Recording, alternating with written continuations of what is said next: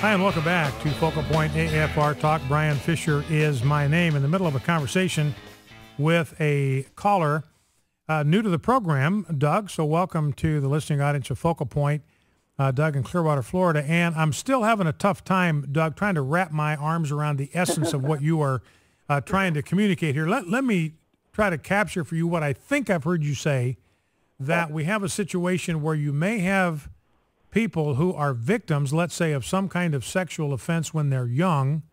Then they grow up. That's never detected. It's never surfaced.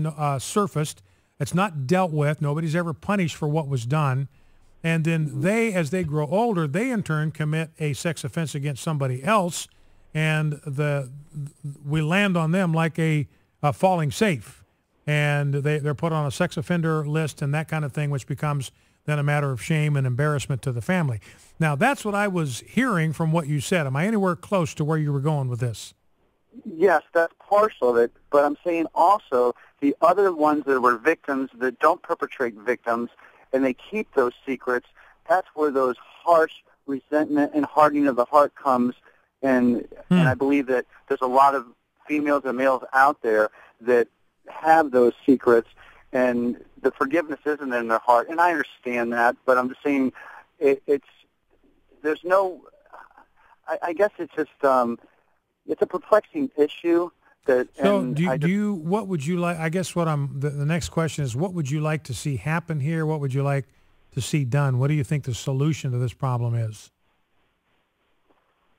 Oh, goodness. I mean, well, Christ, preached the forgiveness and love, and I mean, he died for our sins, and I don't understand why one sin is so much drastically worse than the other. We all fall short.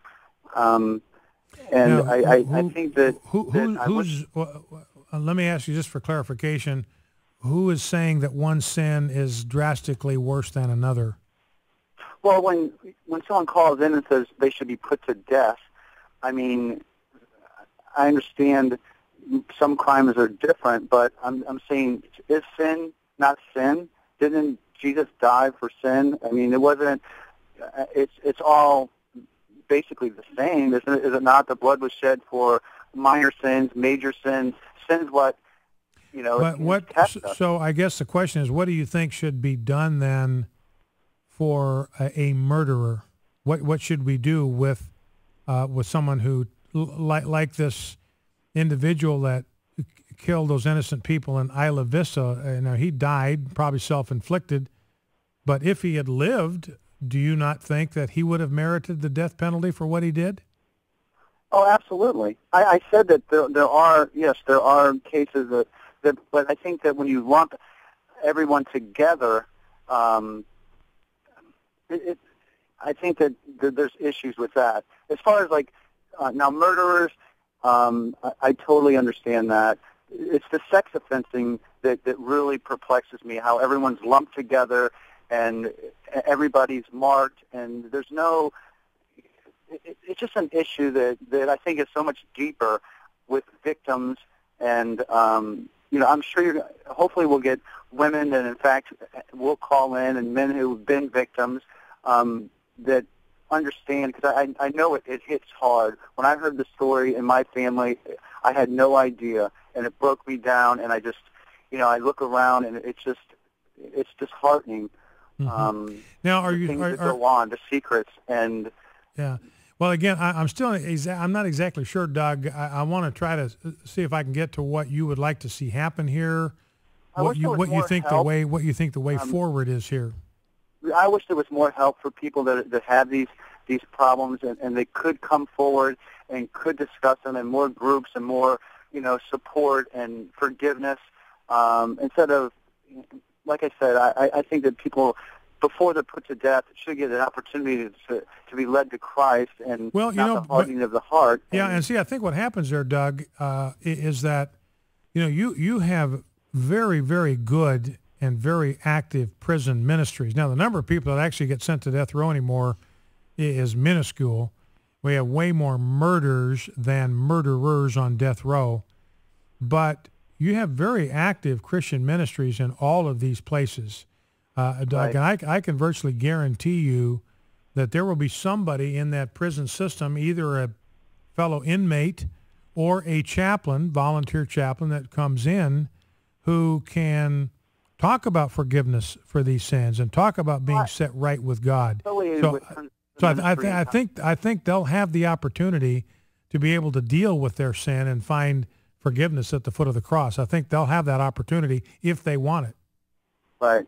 But as we're turning secular and homosexuality is okay now, I guess that's an issue with me as well, that, you know, a 19-year-old and a 15-year-old, you know, he's hung out to dry for life, but, you know, two guys, do you follow me? It's just, I don't get the whole gamut of where this country is going and how we just pinpoint things, and there's this need to hate and ostracize, and it's just, I'm just perplexed in the number of people, innocent people, that are harmed by some of these actions and some of these laws that we pass.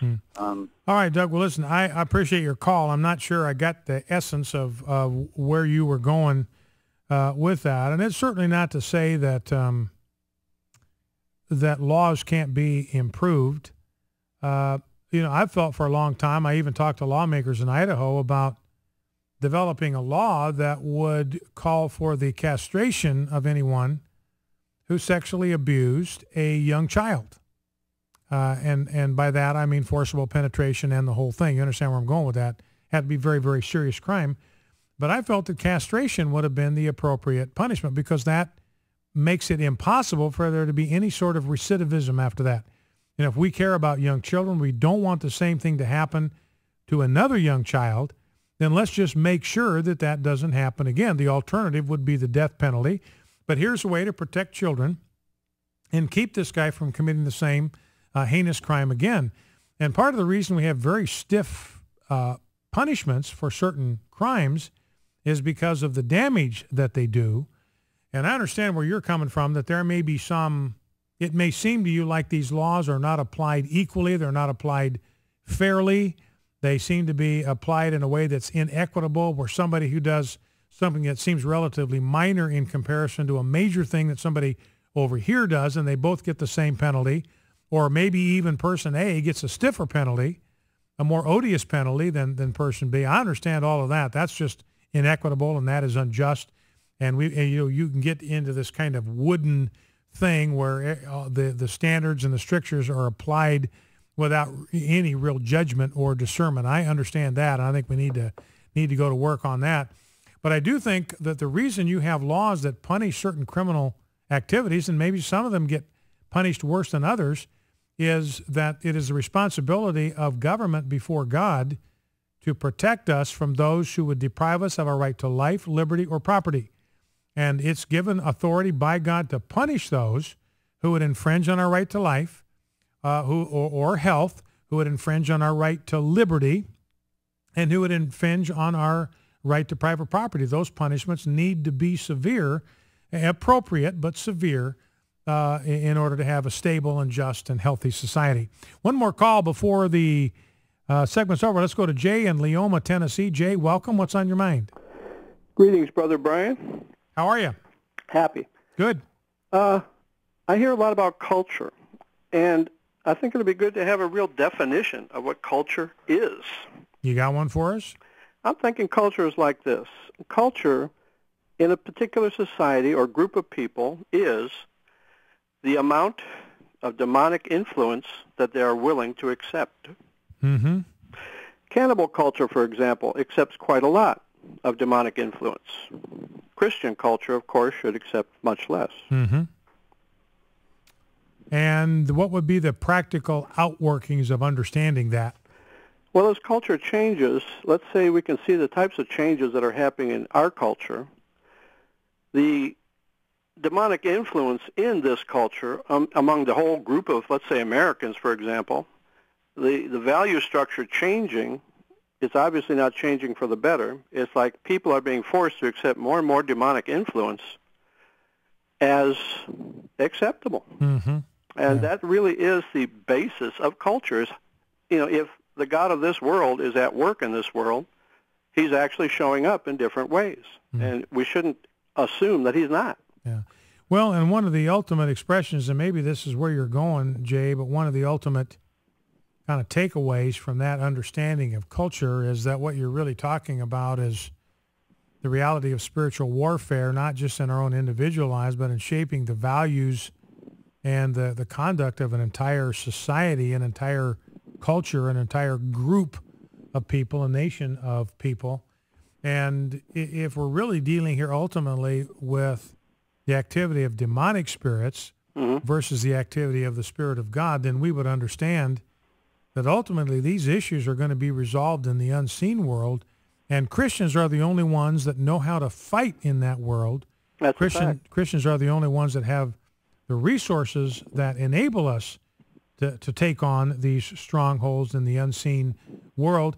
And so, one possible takeaway, and I'll give you the last word here, Jay, one possible takeaway would be that, if what defines a culture is how much demonic activity it's willing to embrace, then one takeaway is that, hey, we as the Church of Jesus Christ, we can do something about that. In fact, we are the only ones that can do something about that, because we're the only ones that understand where this is coming from and the only ones that have access to weapons of warfare that are sufficient to make a dent in the work that Satan is trying to do in our culture.